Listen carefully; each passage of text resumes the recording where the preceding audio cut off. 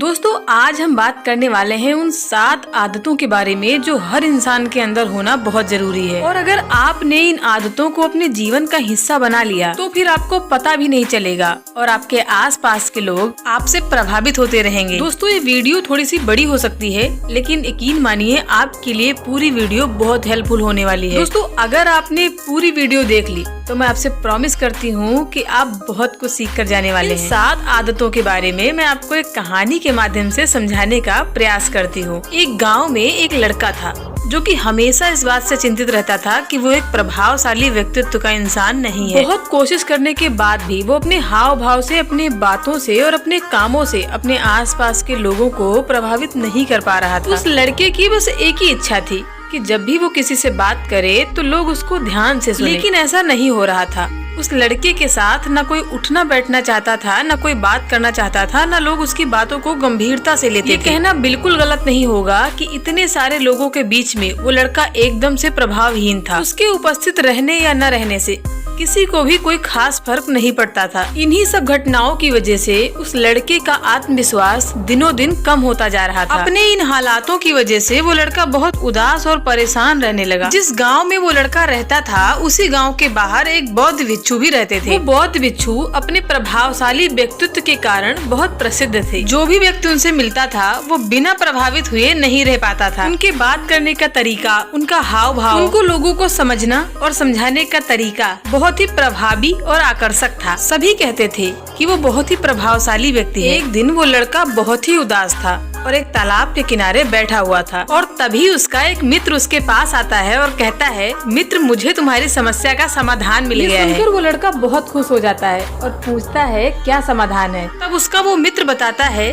कि मुझे एक बौद्ध भिक्षु के बारे में पता चला है जो एक प्रभावशाली व्यक्तित्व के बहुत धनी है। मुझे पूरा भरोसा है कि उनके पास तुम्हारी समस्या का समाधान जरूर होगा। ये सुनकर वो लड़का बहुत खुश हो जाता है और अगली सुबह दोनों बौद्ध भिक्षु के पास पहुँच जाते हैं। वो लड़का बौद्ध भिक्षु से अपनी सारी समस्या बताता है कि वो कैसे एक प्रभावशाली इंसान बनना चाहता है, लेकिन बहुत कोशिश करने के बाद भी वो एक ऐसा प्रभावशाली इंसान नहीं बन पा रहा। बौद्ध भिक्षु ने उस लड़के की पूरी बात बहुत ध्यान से सुनी और फिर कहा, तो तुम चाहते क्या हो? तो उस लड़के ने कहा, लोग कहते हैं कि आपका व्यक्तित्व बहुत ही प्रभावशाली है, मैं भी आपकी तरह अपना व्यक्तित्व कैसे प्रभावशाली बना सकता हूँ। ये सुनकर वो बौद्ध भिक्षु बहुत गंभीरता से बोले, सबसे पहले तो तुम ये समझो कि एक प्रभावशाली इंसान बनने के लिए एक अच्छा व्यक्तित्व नहीं, एक अच्छा चरित्र होना बहुत जरूरी है।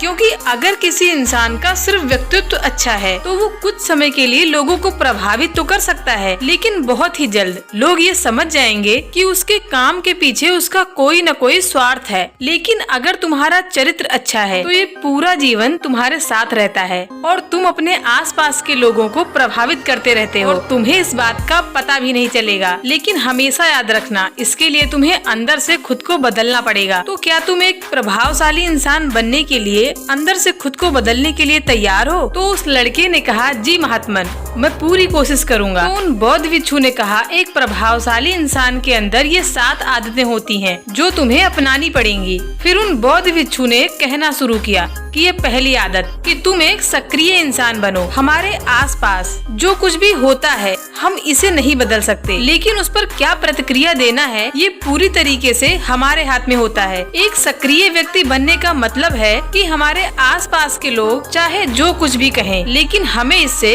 विचलित नहीं होना है। जब लोग हमारे बारे में कुछ बुरा बोलते हैं तो कमी हमारे अंदर नहीं बल्कि उनके अंदर होती है। वो जो भी नकारात्मक बातें हमारे बारे में बोल रहे होते हैं उससे हमें उनके नकारात्मक नजरिए का पता चलता है, जिस नजरिए से वे दुनिया को देख रहे होते हैं। एक सक्रिय व्यक्ति होने का ये भी मतलब है कि हम किसी बुरी परिस्थिति से प्रभावित न हो, चाहे मौसम खराब हो या घर में आने वाली कोई मुसीबत। एक सक्रिय व्यक्ति को इन सारी चीजों से कोई फर्क नहीं पड़ता। उसकी जिंदगी में कितने भी उतार चढ़ाव आए वो हर हाल में खुश रहेगा। एक सक्रिय व्यक्ति किसी भी परिस्थिति में बिना किसी शिकायत के अपना काम करता रहता है और जीवन के सबसे अच्छे दिनों में भी वो बेलगाम नहीं होता, बल्कि वो तब भी खुद को शांत और स्थिर रखता है। और दूसरी आदत, अंत को ध्यान में रखकर शुरुआत करो। इसका मतलब है कि तुम जब भी कोई बड़ा लक्ष्य बनाओ तो तुम्हें एक बात स्पष्ट रूप से पता होनी चाहिए कि तुम उस काम को क्यों कर रहे हो और उसे कैसे पूरा करना है। यानी कि हर काम के शुरुआत में काम को करने का कारण और काम को पूरा करने की योजना स्पष्ट रूप से तुम्हें पता होनी चाहिए। और जब एक बार तुमने अपने काम का क्यों और कैसे पता कर लिया तो फिर तुम्हारे रोज के छोटे छोटे काम और उसका परिणाम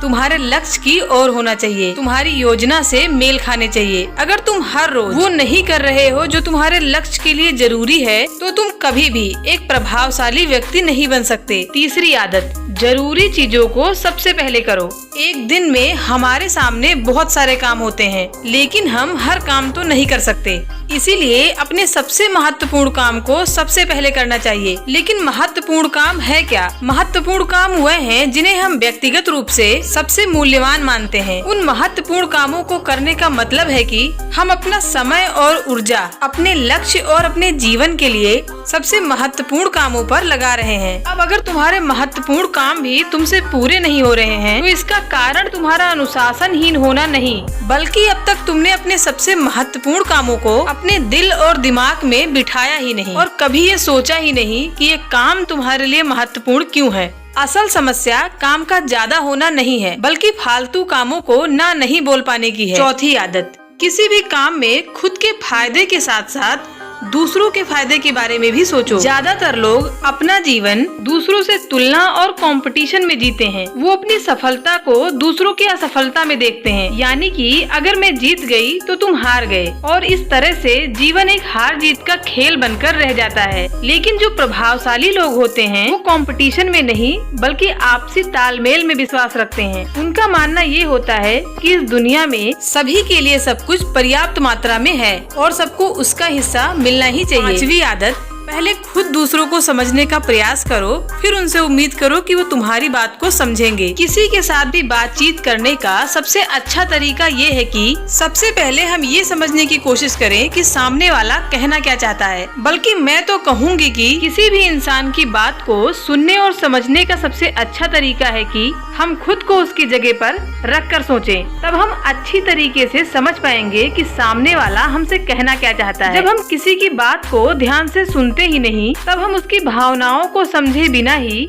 उसे सलाह देने लग जाते हैं। लेकिन जब हम उसे समझने की कोशिश करते हैं तभी हम जान पाते हैं कि असल में वो इंसान कैसा महसूस कर रहा है। और जब हम इस तरीके से किसी की बात सुनते हैं तब जाकर हम उस इंसान को कुछ अच्छी सलाह दे पाएंगे या फिर उसकी कुछ मदद कर पाएंगे। उन बौद्ध भिक्षु ने आगे कहा, छठा नियम ये है कि प्रभावशाली लोग आपसी तालमेल और सहयोग के साथ काम करते हैं। वो लोग जो दूसरों को प्रभावित करते हैं वो ये बात को अच्छी तरीके से समझते हैं कि दो दिमाग हमेशा ही एक दिमाग से बेहतर होता है। इसीलिए वे एक दूसरे का सहयोग करके किसी भी समस्या का समाधान निकालने की कोशिश करते हैं। लेकिन इंसानी स्वभाव के कारण आपसी तालमेल बिठाना इतना आसान नहीं होता, क्योंकि सबके अनुभव और दुनिया को देखने का नजरिया अलग अलग होता है और प्रभावशाली लोग इस बात को बहुत अच्छे से समझते हैं। इसीलिए वे एक दूसरे के दृष्टिकोण और विचार को समझने का प्रयास करते हैं और आपसी मतभेद को भुलाकर साथ में काम करते हैं। बौद्ध भिक्षु ने आगे कहा, प्रभावशाली व्यक्ति के